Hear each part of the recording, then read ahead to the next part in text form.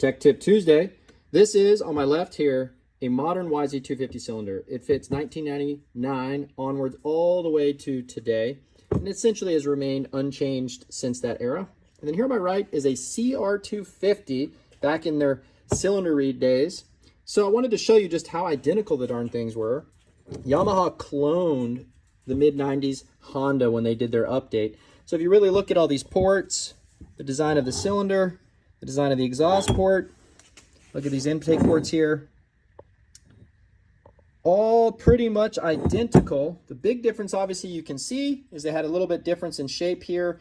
On the YZ, they have a piece of cylinder there. In here on the Honda, they just let the boost port go right through the inlet tract. But other than that, they're almost identical. And really in port timings and power valve design and all sorts of things like that, Yamaha just took what Honda had and then made it their own version. And arguably made it a better version than the Honda, but that era of Honda was obviously the best in class at the time.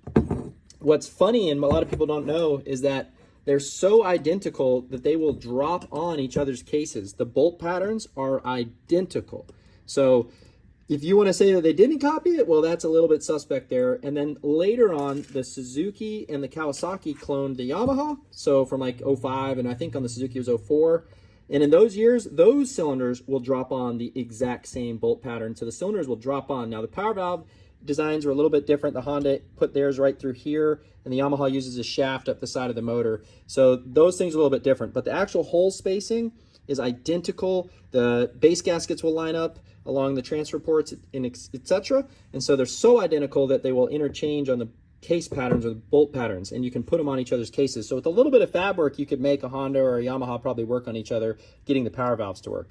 So not stuff you see every day, but I just thought it was kind of cool. If you look at the evolution of the engines, I mean, they're so identical, it's unbelievable.